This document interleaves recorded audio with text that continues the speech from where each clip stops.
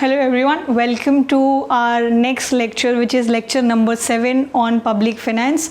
We are continuing with our series of lectures on public finance. So this is going to be our second lecture. I hope you understood the previous one, and in today's lecture we are going to continue with our discussion on different types of revenues, debts and fiscal policies. So moving on, let's talk about what is going to be the agenda for today's lecture. So today we are going to talk a bit about what are different types of important agreements which are relevant for tax collection, different types of terminologies and taxes that we haven't discussed yet, and we will also be talking about public debt, internal debt, external debt, commercial borrowing from the outside, the T-bills that the government use to borrow money from the Indian public. So all those kinds of conversations will be done, and we will also talk about what is fiscal policies, what are the instruments of fiscal policy, what is expansionary fiscal policy, what is contractionary fiscal policies.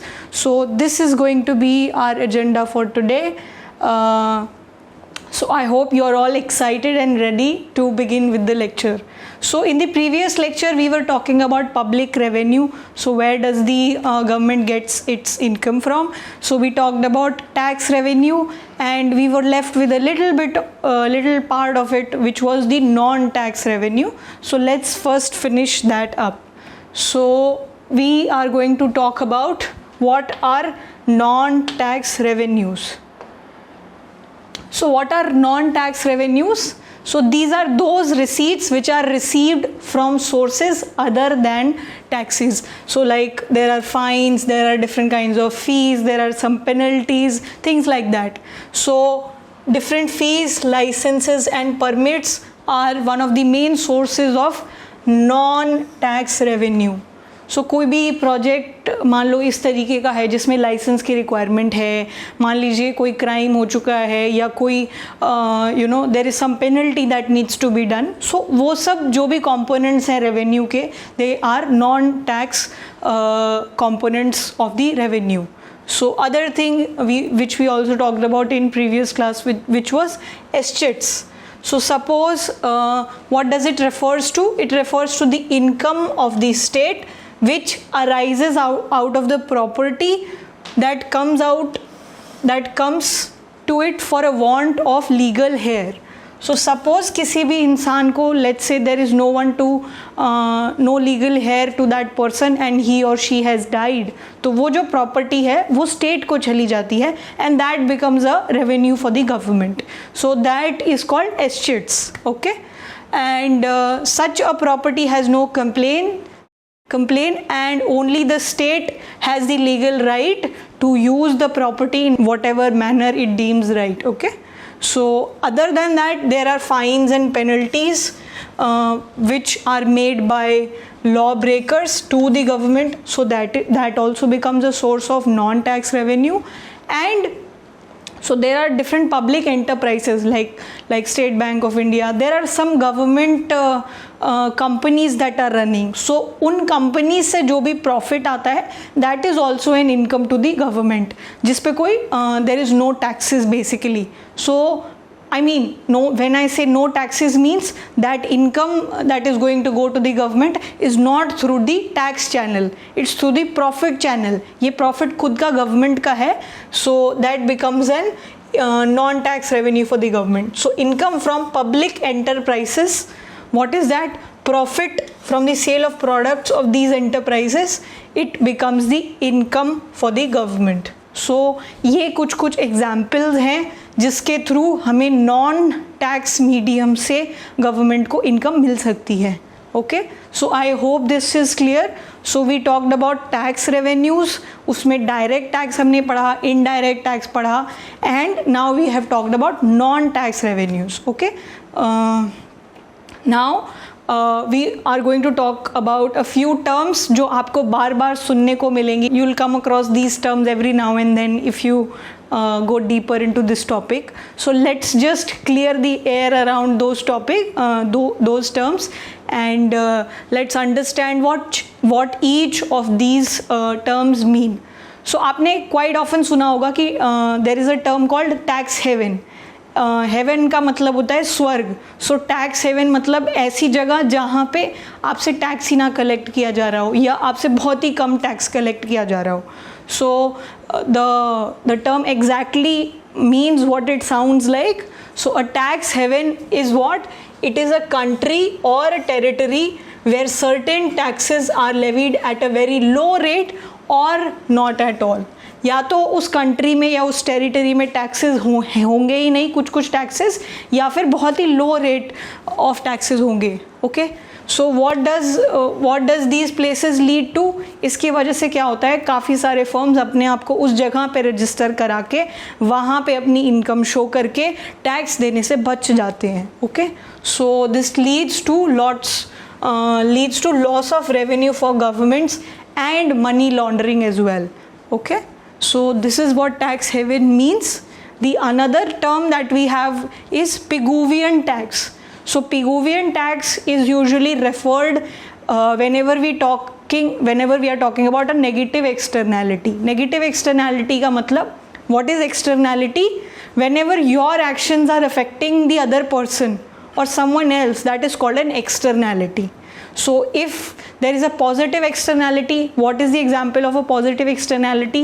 Suppose आप अपना बगीचा बना रहे हैं, वहाँ पे आपने बहुत ही खुशबूदार पौधे उगाए, तो उससे काफ़ी अच्छी खुशबू है आपके सराउंडिंग्स में. So your neighbor is going to feel good because of that. So he didn't do anything to take care of the garden. You did everything, but he is taking benefit of the smell that is coming out of the flowers, right?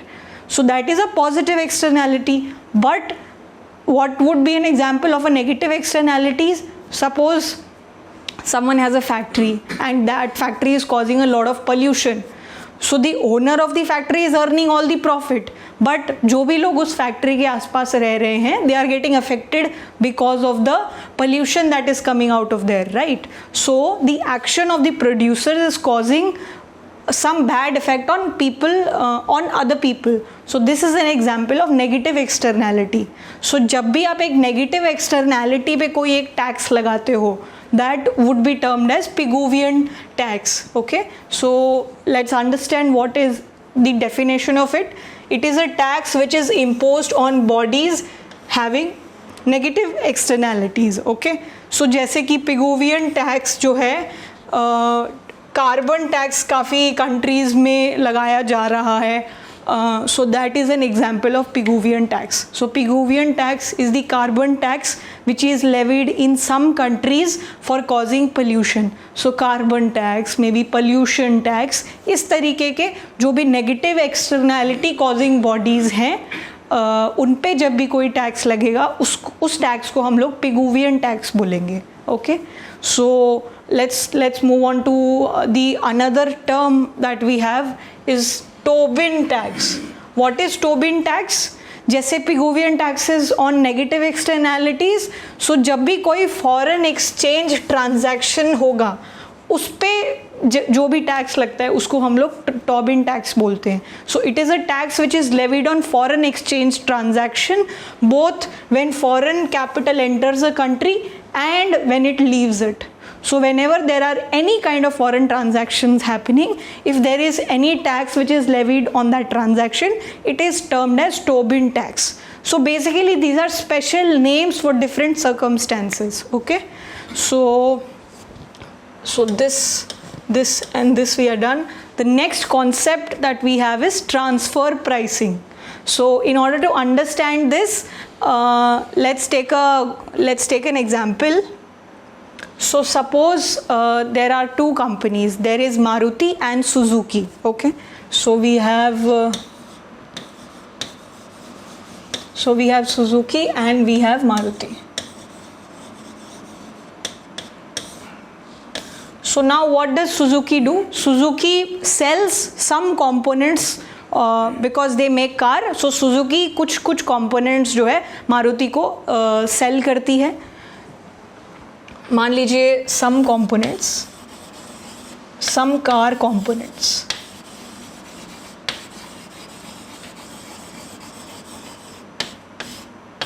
And then what does Maruti do? It uses these components and makes a car. Okay. So now all of us know that there has been a partnership between Maruti Suzuki. ये आपने नाम काफ़ी सुना होगा. So both these firm, one is an Indian firm and one is a foreign firm. Okay. So इन दोनों का आपस में एक टाई अप है. सो सुजुकी कुछ कार कंपोनेंट्स मारुति को प्रोवाइड करती है और मारुति उन कंपोनेंट्स का यूज़ करके एक कार बनाती है. Okay, but now that we know that they have a partnership, अब जो भी इनकम सुजुकी की होगी उस पर टैक्स जिस कंट्री में सुजुकी है वहाँ पे लगेगा, और जो भी इनकम मारुति की होगी वो because Maruti is in India, so वो सारी इनकम पे जो टैक्स है वो इंडिया में लगेगा. ओके, मान लीजिए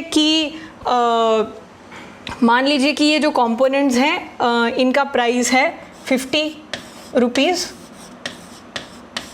ये 50 रुपीज़ में जो है ये कंपोनेंट्स मारुति को सेल करती है. And so actually this is not necessary, we can ignore this 50 rupees. या सो जो भी टैक्स सुजुकी पे लग रहा है वो फॉरेन गवर्नमेंट ले रही है, और जो भी टैक्स मारुति पे लग रहा है वो इंडियन गवर्नमेंट ले रही है. ओके, बट अब अगर इनको लगता है कि हम अगर प्राइसेस ऊपर नीचे करके किसी भी जगह पे टैक्सेस बचा सकते हैं, मान लीजिए इंडिया में टैक्स है 20% और मान लेते हैं कि जो भी फॉरेन कंट्री है वहाँ पे टैक्सेस है 10%.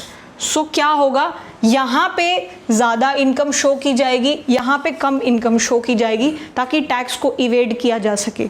तो सुजुकी जो है अपने जो कंपोनेंट्स है वो मारुति को महंगे रेट्स पे बेचेगी ताकि मारुति की जो इंडिया में इनकम है वो लो हो जाए, और वो इनकम लो होने के वजह से उसे कम टैक्स देना पड़े क्योंकि इंडिया में tax rates are higher. So ये जो प्राइसिंग है within firms which are related, इसको बोलते हैं transfer pricing. So the pricing between related firms that जो कि आपस में फ्रीक्वेंट बेसिस पे या तो कोई एसोसिएशन है या कोई रिलेशन है, उसमें उनके बीच में जो प्राइसेस होते हैं उनको हम लोग ट्रांसफ़र प्राइसेस बोलते हैं. Okay, this is usually a common phenomena that is seen whenever there are talks of tax evasion, कि अगर आपको टैक्स इवेड करना है तो आप आर्टिफिशियली ये जो प्राइसेस हैं इनको हाई कर दो ताकि मारुति की इनकम जो इंडिया में है वो काफ़ी कम दिखे, और कम इनकम तो कम tax. Okay, so this was the idea of transfer pricing. All right. So what is transfer pricing in terms of definition?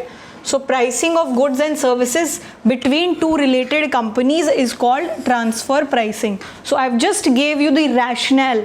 Why would people want to fluctuate their prices, or why would they want to change their prices between firms? What is the incentive? And if the price paid intra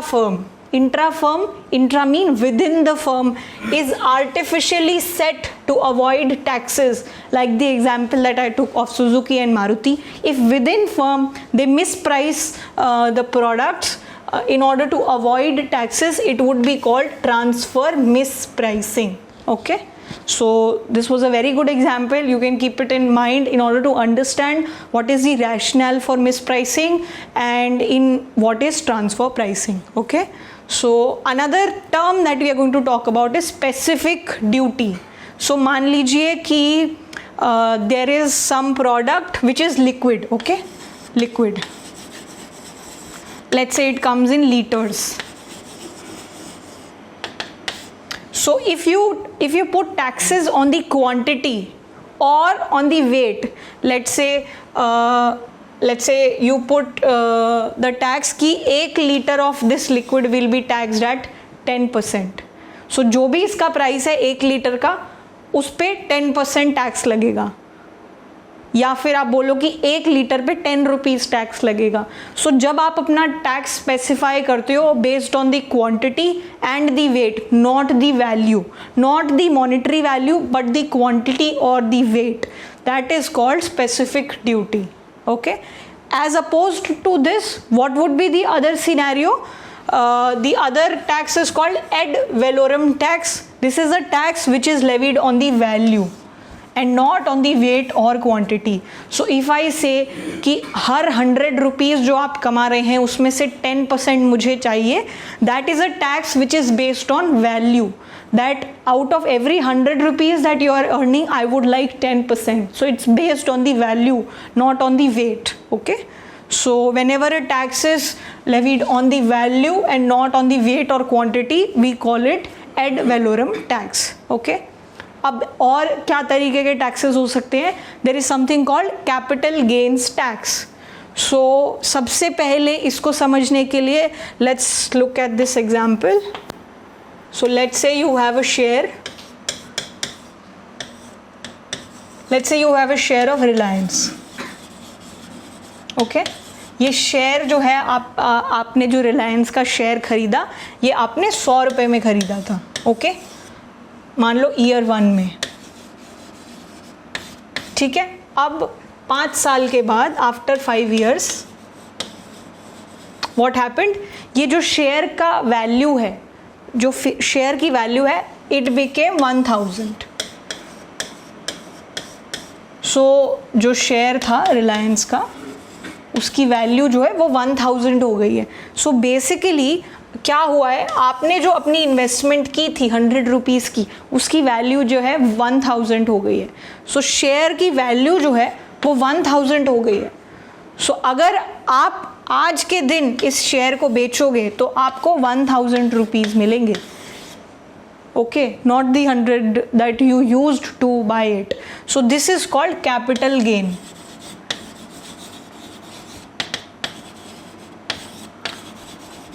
So by how much has your value of the investment or the capital has increased, that is called capital gain. So capital gain, यहाँ पे तो मैंने एक financial asset का example लिया है, but this can apply to multiple scenarios. So appreciation in the value of the asset, underlying asset, is called capital gain. Okay. Alright, so what is capital gain? It is the tax which is levied on the gains made by buying or selling of assets. So अगर आप वो रिलायंस का share आज बेच देते हो, so आपका capital gain was 900 rupees. So there will be some tax on that income that you have earned because of capital gains. Okay, so the tax which is levied on the gains made by buying or selling of assets. अब इसी के अंदर there are 2 more concepts. One is long term capital gain and one is short term. So the taxes on gains made in assets which are held for over 3 years. So 3 years से ज़्यादा अगर आपने कोई asset अपने पास रखा है 3 years से ज़्यादा, उस पे जो भी कैपिटल गेन हुआ और उस पे जो टैक्स लग रहा है, that will be long term capital gain tax. And for the purposes of shares and mutual fund, this time of 3 years is kept as 1 year. So 1 year is considered a long period of time when we talk about shares and mutual funds. And then इसी का contrast होगा short term capital gain tax. What is that? Taxes on the gains which are made in assets which are held for 3 years or lesser than that. So 3 years से ज़्यादा we will have long term capital gain tax, and 3 years से कम we will have short term capital gain tax. Okay, so these were a few important terms that you are likely to come across multiple times when you read newspapers or you hear any economy based commentary.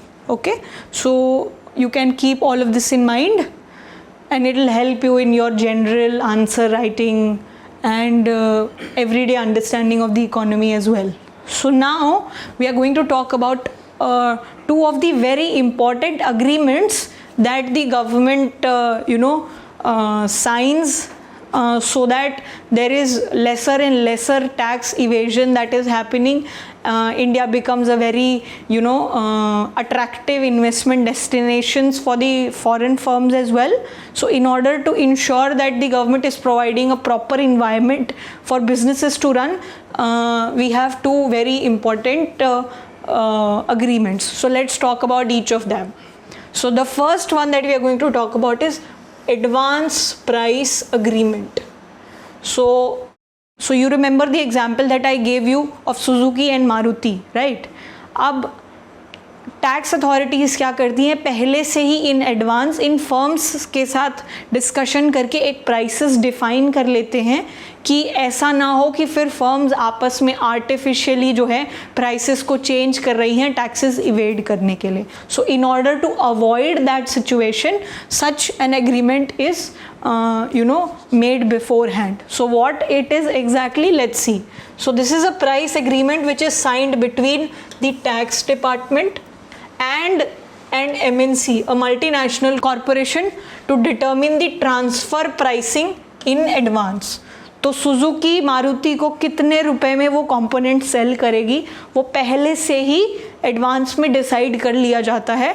And why such an agreement? So it is aimed at tackling transfer mispricing. So कल को ऐसा ना हो कि looking at कोई भी loophole Suzuki decides कि okay let's sell it at a higher price so that the overall Maruti Suzuki units earns more income, ताकि ट्रांसफ़र मिस प्राइसिंग ना हो. That is why such an agreement has come into place, and ताकि tax avoid ना किया जा सके. And because of this transfer mispricing जो भी लिटिगेशन होगा या जो भी डिस्प्यूट्स होंगे उनको प्रोएक्टिव तरीके से पहले ही उसे टैकल कर लिया जाए. That is why such an agreements are made. So the example would be Maruti Suzuki has higher profit and has to pay higher tax to the government of India. In this case if Suzuki Japan charges a higher prices for components it sells to Maruti, profit of Maruti will go down and tax payment of the company to the government of India will also come down. So it's exactly what we have also discussed previously.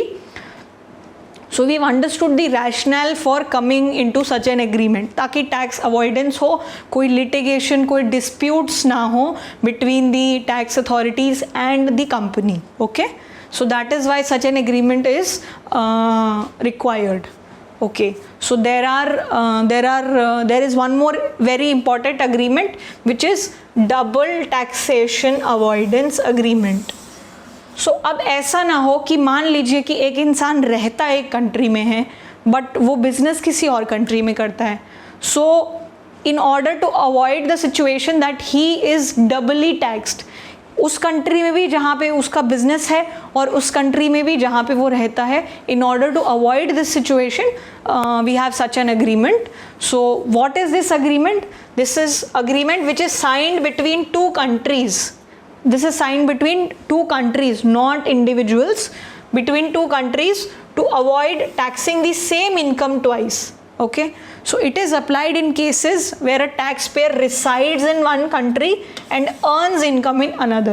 So let's say you're living in India and your workplace is in the United States of America. Okay, so this DTAA, which is the Double Taxation Avoidance Agreement, these are intended to make a country an attractive investment destination by providing relief on dual taxation. मान लीजिए कि कोई there is a person in France, he wants to start some business in India, and if he knows कि India में भी he will be taxed and France में भी he will be taxed, so it's likely that he will choose some place else where he will not be taxed twice to do his business. So in order to make India or any country an attractive destination for people to come and do businesses, such an agreement is signed. Okay, so India has signed about DTAA with more than 80 countries, and we have also signed it with tax havens such as Mauritius, Singapore, Cayman Islands. So just now we talked about what is tax haven. So ये जो countries हैं, Mauritius, Singapore and Cayman Islands, they have very low or negligible tax rate on some of the activities. Okay, so I hope this is clear. And all right, so with this we have discussed two very important agreements. So this is quite a popular topic, and sometimes such questions are also asked in prelims. So now we will talk about some more varieties of taxes that are there. So the another tax that we are going to talk about is angel tax. So angel tax is related to the word angel investing. So angel investing.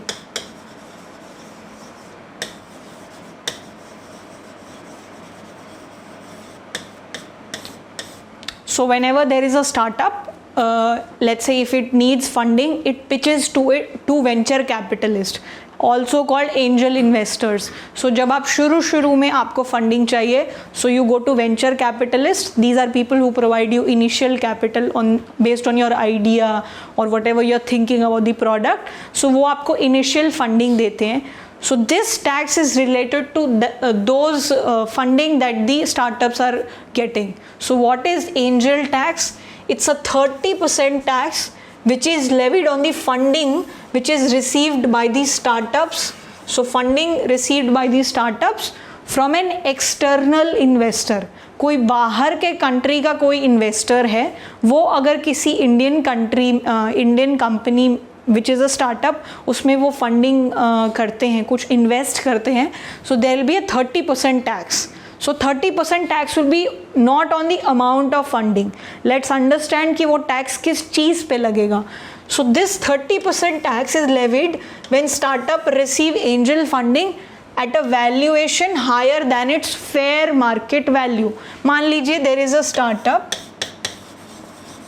and the fair value of this startup is ₹100 or let's say 100 crores. मान लीजिए, but 100 crores is too much to begin with. Okay, let's say it is 10 crores.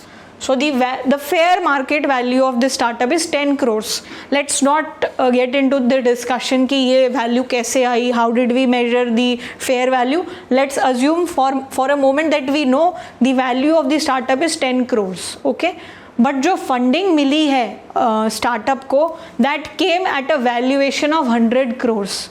सो ये valuation किस तरीके से निकाला जाएगा? मान लीजिए कि 10% ऑफ द कंपनी के बदले में इनको फंडिंग मिली है 10 करोर्स की फ्रॉम द एक्सटर्नल इन्वेस्टर. तो what will be the value of 100% of the company? It will be 10 times 10 crores. So it will be 100 crores.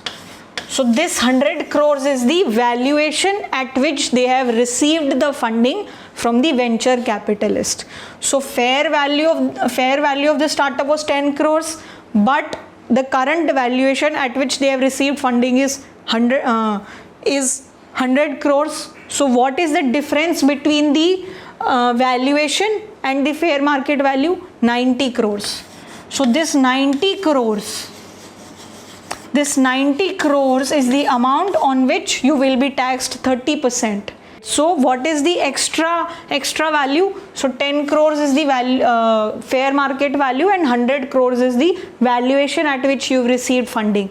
So this 90 crores, this is the 90 crores on which this 30% tax will be levied. Okay, so why? क्योंकि ये जो extra 90 crore है, इसको समझा जाएगा कि ये आपके स्टार्टअप की इनकम है. आपकी फेयर वैल्यू थी 10 करोड़, बट आपको 100 करोड़ पे पैसा मिला है.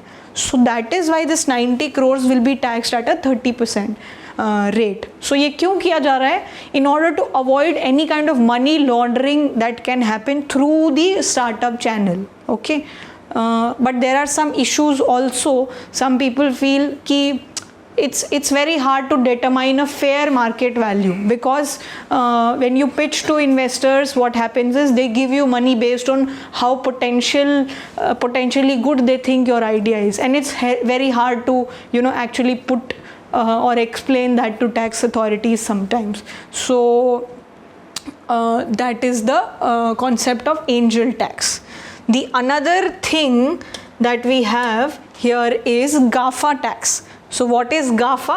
GAFA is named after Google, Apple, Facebook and Amazon. So these are big, large technology and internet companies, right? So GAFA tax is named after Google, Apple, Facebook and Amazon. And what is it? It is a proposed digital tax to be levied on large technology and internet companies. So many countries feel that they are evading taxes, they are not giving due taxes to the government where they should. So France has decided to introduce this GAFA tax. There are many countries, many European countries in line, but there are still discussions happening. But France has decided to introduce the tax, and it will be taxed at 3% tax on the revenue from the digital activities of large technology and internet companies. So this is a new point of discussion that is coming up, so you can keep a track on it. Okay, all right. So we've talked about angel tax, we've talked about GAFA tax, we've talked about 2 agreements, we talked about a few terminologies. There are 2 or 3 more concepts that we need to talk more about. So let's talk about what is dividend distribution and what is buyback. Because there is a dividend distribution tax and a buyback tax, that is why we need to understand कि ये terms क्या होते हैं. So what is okay. So basically what happens is whenever a company gets listed, जब company को funding की ज़रूरत होती है, then it offers an IPO, initial public offer. So it gives shares to people. People buy those shares in terms of money, and that money is given to the company, and it uses it for its growth and everything. So when you have a share of a company, you become a shareholder of that company. So the company provides you some returns, provide you some profit, or maybe you can say the companies reward its shareholder in 2 different ways. So one of the ways is by providing dividend. So what is dividend? So whatever after tax profit the companies has, they distribute it to their shareholders. If they don't want to put whatever amount of money that they have for future growth, they usually give some portion of that after tax in profit to their shareholders in the form of dividends. So companies distribute after tax profits to their shareholders in proportion of their shareholding. So if you own 10% shares, you will get 10% of that after tax profit. And there is another thing which is buyback. So what happens, let's say I own a share of let's say Reliance, and Reliance announces that Reliance is buying back. What does that mean? That Reliance will repurchase certain amount of its share from the shareholders at a price which is higher than the market price. So मान लीजिए I have a Reliance share, its market value is 100 rupees, but Reliance announces that it will buy whosoever wants to sell their share to Reliance at 200 rupees. So market value से higher prices पे it'll buy that share from you. So that is called buyback. Okay. So when a company buys back, the share value increases. The share value increases whenever a company announces a buyback, which is beneficial for whosoever is holding it. So जब भी buyback announce होता है, so आपके जो price of buyback company ने announce किया है, that becomes the new prices, and it's beneficial for people who have those shares. Okay, so that was buyback and dividends. So now based on these 2 things, we have a concept of dividend distribution tax and a buyback tax. So dividend distribution forms a part of taxable income in the same year. Let's say you own some shares of Reliance, they give you dividend, वो आपकी income बन जाती है, और उसी year की, जिस year में आपको डिविडेंड डिस्ट्रीब्यूट किए गए हैं, उसी ईयर की आपकी इनकम का वो हिस्सा होती है. And buyback leads to increased share value which attract tax only when it is sold. Let's say आपकी शेयर की वैल्यू बढ़ गई है because of the announcement of buyback, but आप पे अभी कोई टैक्स नहीं लगेगा unless and until you sell that and you have some capital gains. Okay. Okay, so tax on dividend that is distributed by the company to its shareholders, it is called dividend distribution tax. So जो भी dividend distribute किया जा रहा है उस पर अगर tax लगता है तो उसको बोलते हैं dividend distribution tax. So it is paid by the companies before they distribute the dividends, and in the budget 2020 this dividend distribution tax was abolished. Okay, so this tax was removed. Before that it was applicable. Now what happens? Now the dividend will become a part of investors income, which may be taxed according to their income tax bracket.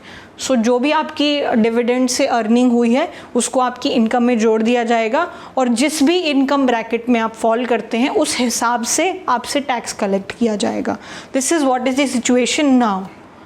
And what happens with the buyback tax? So why this buyback tax was announced, or why is it there? So in order to reduce the tax burden imposed through dividend distribution, more companies started offering buybacks rather than distributing dividends. So पहले DDT applicable था. Dividend जब भी companies distribute करती थी they had to pay taxes to the government. So they thought okay let's not do that because you have to pay so much taxes, so let's announce buyback. So buyback को भी more and more companies started to do that. So in order to bring parity between these two, this tax was also brought into picture. Okay, so to discourage this activity, the budget has introduced tax on buybacks for listed companies as well. So the companies which are listed, उनके लिए buybacks जो हैं they are being taxed. Okay, so two more concepts to go, and with that we will be done with all the extra small topics that we wanted to cover. Okay, so what is inverted duty structure? So inverted duty structure का मतलब क्या होता है? So it refers to the tariff structure where the custom duty on finished goods is lower than the custom duty on raw material. So there are two things basically. There is a raw material and there are finished goods.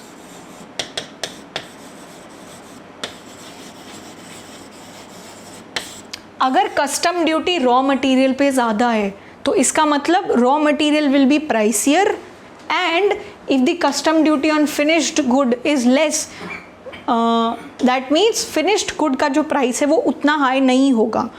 So inverted duty structure is a situation जहाँ पे आपके raw material पे ज़्यादा custom duty है और आपके finished good पे कम duty है, जिससे क्या होता है more and more people are incentivized to buy the finished goods rather than importing the raw material, doing some manufacturing within the country, employing people and then finally creating a finished good.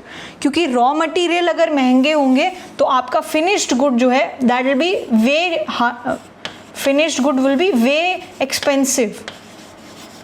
So finished good which is made in India is going to be very expensive as compared to the finished good that was imported from the country even after paying the custom duties. So this inverted duty structure discourages production within the country. So it promotes import of cheaper finished goods and discourages domestic manufacturing.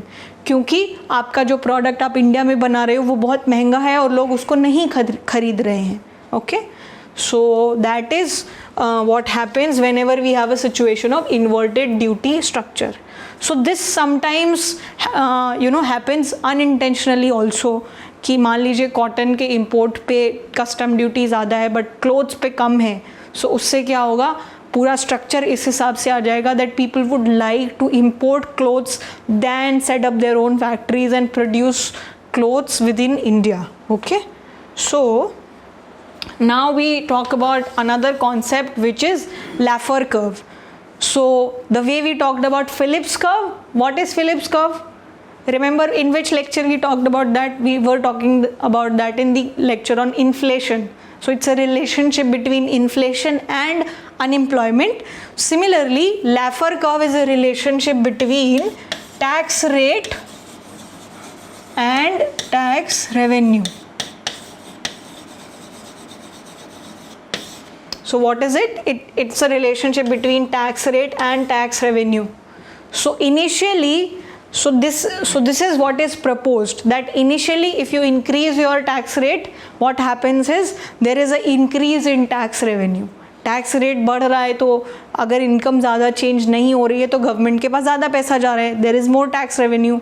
But if you increase your taxes after a point, like beyond a rate, what happens is people are discouraged to work. They think कि इतना पैसा हमारा हम लोग tax में ही दे रहे हैं, I don't want to indulge in any activity, there is not good enough incentive for me. So if you take your tax rate beyond a certain point, your tax revenue starts to fall, and that relationship is called Laffer curve. So beyond a point, if you increase tax rate, this act as a disincentive to tax generating activities, and it results in decreased tax revenue. So if you want to plot this curve, it's going to look something like this. So let's say we have a plot here. Here we have tax rate, and on the y-axis we have tax revenue. So it is going to be an inverted U-shaped curve. Okay, so what happens is, so initially शुरू में जब आप tax rate बढ़ाओगे तो आपका tax revenue जो है वो बढ़ रहा है, बट इस पॉइंट के बाद अगर आप अपना टैक्स रेवेन्यू बढ़ाते हो तो tax revenue keeps falling. Y?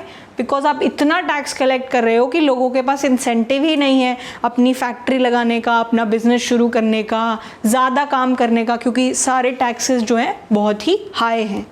So this is a inverted you.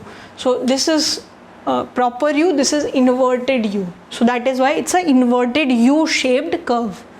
Okay, all right, let's talk about a few more terms. I know this chapter is full of terms, but they are very important. So let's talk about another term, which is tax buoyancy.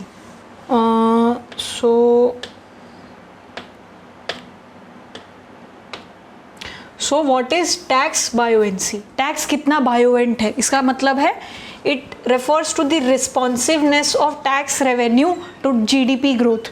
कि GDP growth होने से क्या tax revenue बढ़ रहा है. So a tax is said to be buoyant if an increase in GDP results in increase in tax revenue.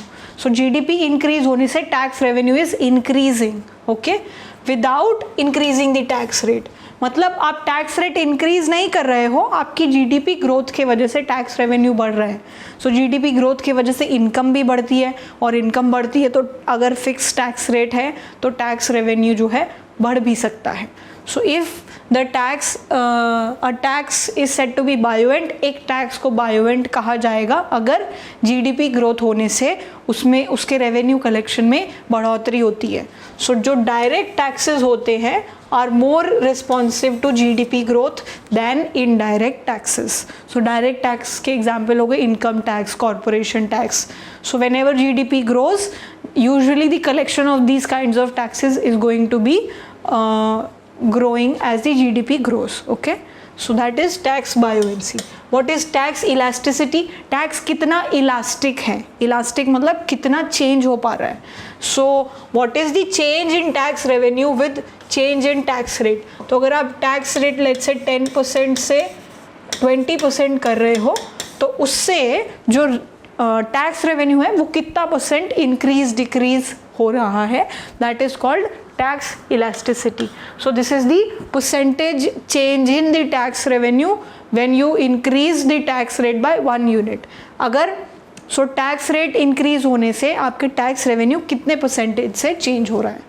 So tax GDP, another term is tax GDP ratio. So what is the ratio of the tax revenue to what is your GDP? So ratio of tax revenue to GDP. अगर आपका tax to GDP ratio high है, उसका मतलब क्या है, आपकी जो GDP है उसका काफ़ी ज़्यादा proportion जो है टैक्स रेवेन्यू की तरह कलेक्ट हो रहा है, right. So that would mean कि गवर्नमेंट के पास ज़्यादा पैसा है, ज़्यादा रेवेन्यू आ रहा है. रेवेन्यू आने से क्या है, government will do more spending. उससे क्या है, इंफ्रास्ट्रक्चर डेवलप हो रहा है, नए नए स्कीम्स में it is getting involve, people have more money in their hands. Because of that what happens, you have higher consumption.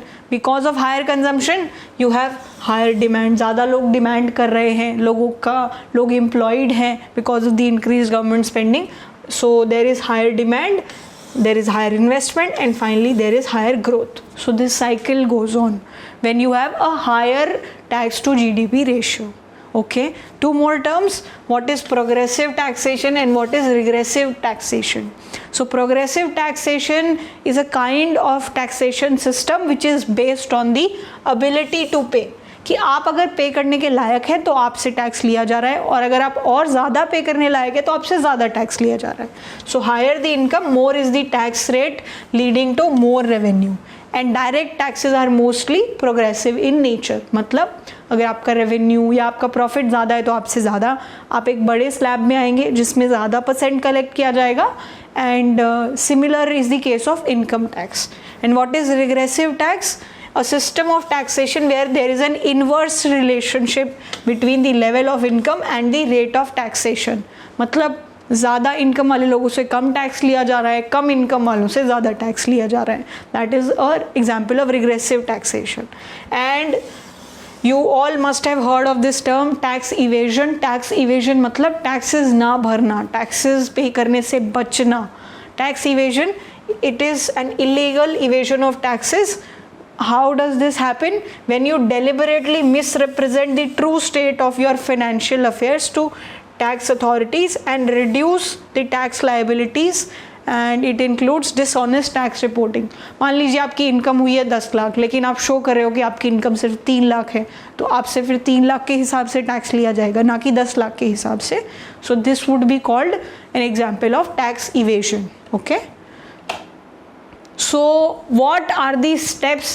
Now we will be talking about what are the steps that the government has taken to reduce tax avoidance in India.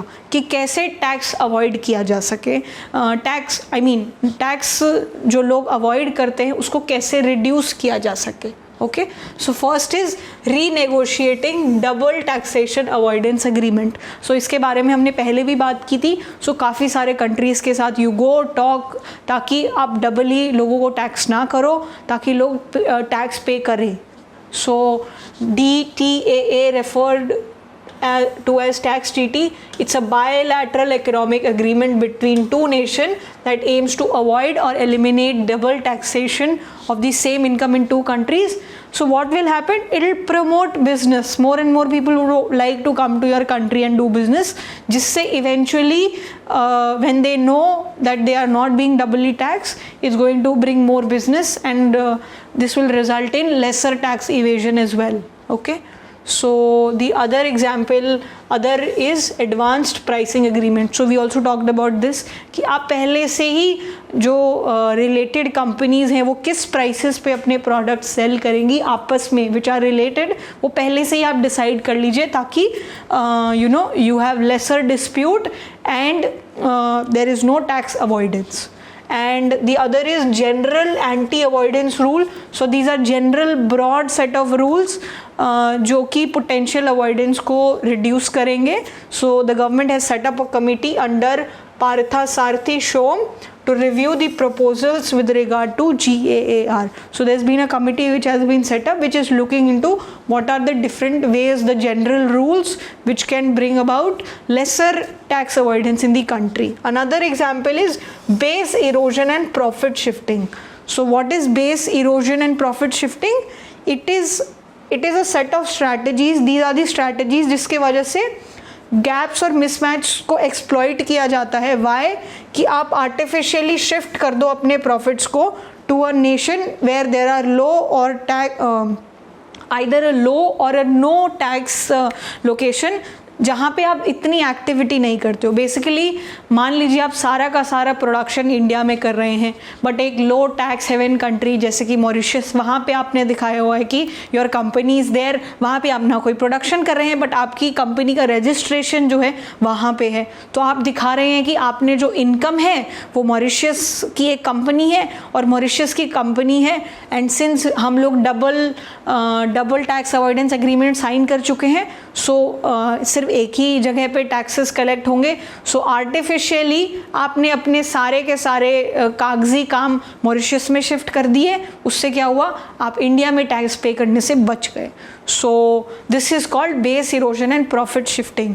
So you exploit gaps and mismatches in tax rule to artificially shift profits to a low or no tax location जहाँ पे you have little or no economic activity. But countries know this thing that this is happening.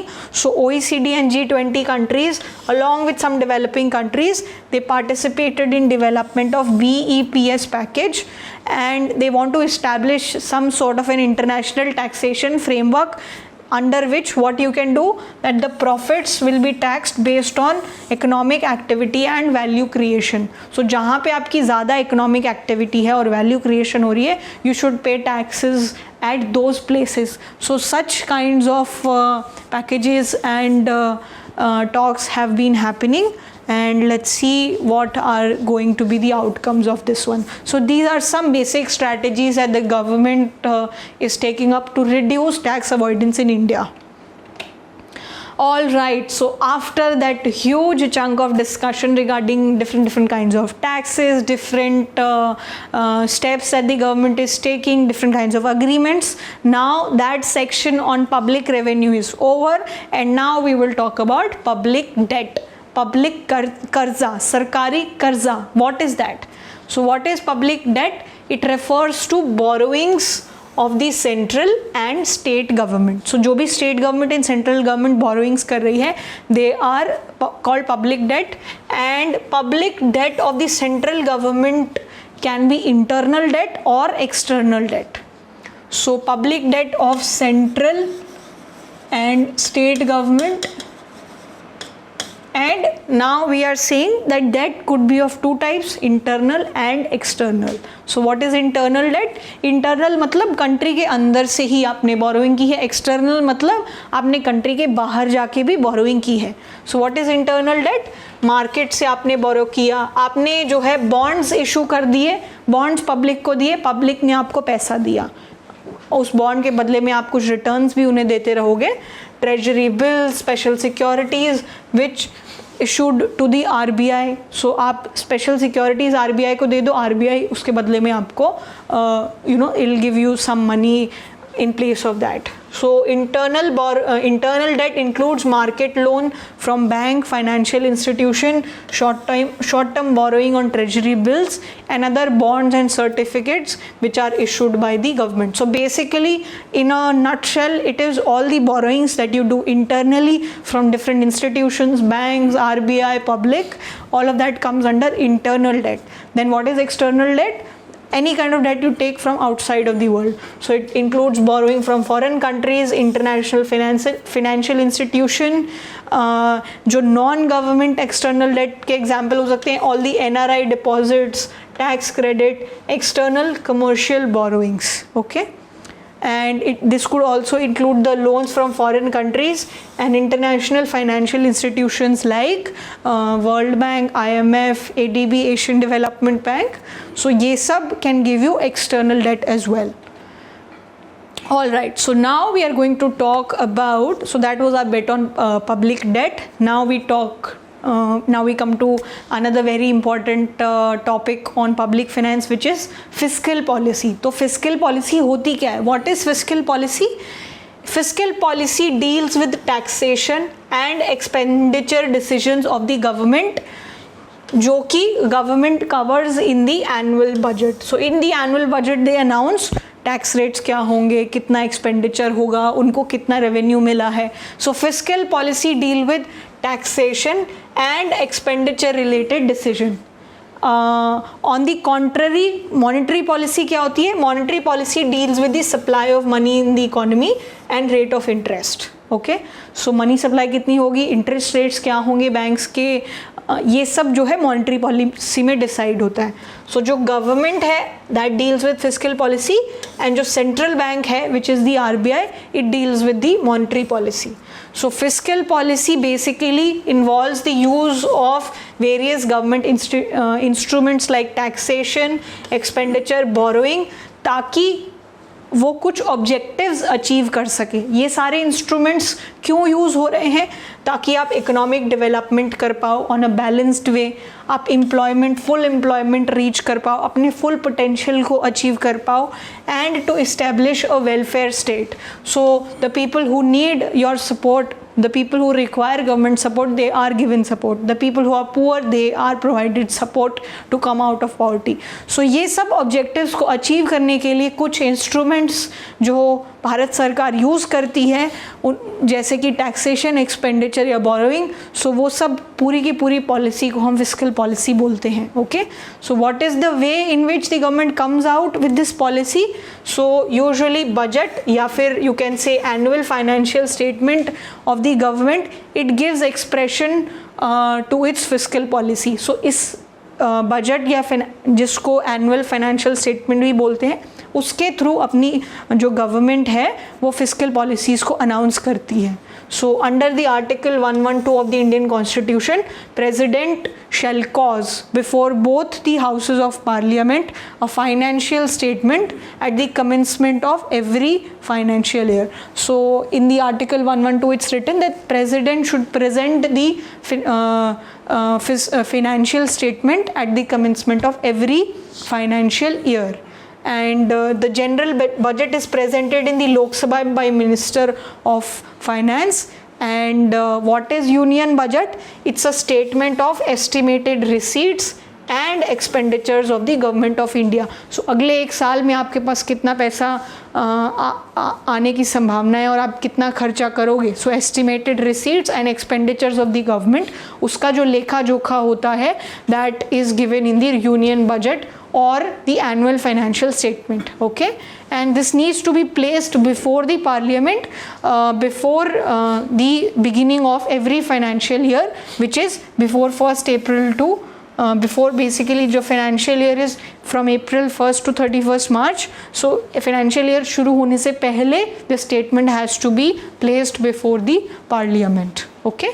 So now that we've discussed in brief what is fiscal policy, there could be different kinds of fiscal policy. Majorly two. One is expansionary fiscal policy, one is contractionary fiscal policy. मान लीजिए कि economy slow हो गई है, उस case में government wants कि economy grow करे, लोगों के पास डिमांड रिवाइव हो. In that case, government uses expansionary fiscal policy. So it wants expansion of the economic activity. That is why it follows expansionary fiscal policy. And whenever there is a boom going on, there is too much economic activity going on, it follows contractionary fiscal policy. Okay. So let's talk about each of these in detail. What is expansionary fiscal policy? Whenever you have lower tax rates and increased government spending, you have expansionary fiscal policy, because both these things will lead to higher and higher demand in the economy. So low tax से क्या होगा, लोगों जैसे ही आप taxes low करोगे, savings बढ़ेंगे and the funds which are available for spending increase, जिससे कि consumers consumption भी ज़्यादा कर रहे हैं और savings ज़्यादा हैं, तो businesses के पास भी ज़्यादा investments जा रही है, कंज्यूमर्स डिमांड कर रहे हैं तो बिजनेसेस के पास भी ज़्यादा डिमांड है. सो ओवरऑल इसके वजह से डिमांड इंक्रीज हो जाती है. And when you increase government spending, what happens, it leads to providing of fund needed for consumer and businesses to purchase goods and services. So government spending के through employment बढ़ता है, नए projects आते हैं जिससे इनकम बढ़ती है, उससे एग्रीगेट डिमांड बढ़ती है. So expansionary fiscal policy will lead to increase in aggregate demand. At least यही इंटेंशन होता है एक्सपेंशनरी फिस्कल पॉलिसी का. On the other hand, what is contractionary fiscal policy? When you raise taxes or you decrease the government spending. So exactly the opposite of it. So what happens when you raise taxes? Expenditure कम हो जाता है, लोगों के पास income कम हो रही है, उससे क्या होता है, consumers start consuming less.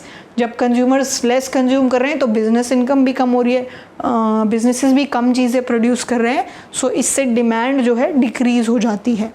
And what happens when you decrease government spending?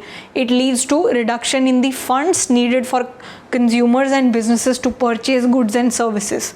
So government spending कम हो रही है, less projects in pipeline, lesser employment in the economy, lesser income, and hence lesser demand in the economy. So these are two different types of fiscal policies that we have. Yes, so with that we come to an end of the concept part for this. Let's discuss a few questions now, and after that we'll continue our discussion on different kinds of deficits and other terminologies and terms in our next lecture. Okay, so let's talk about the question which has come in the prelims 2016.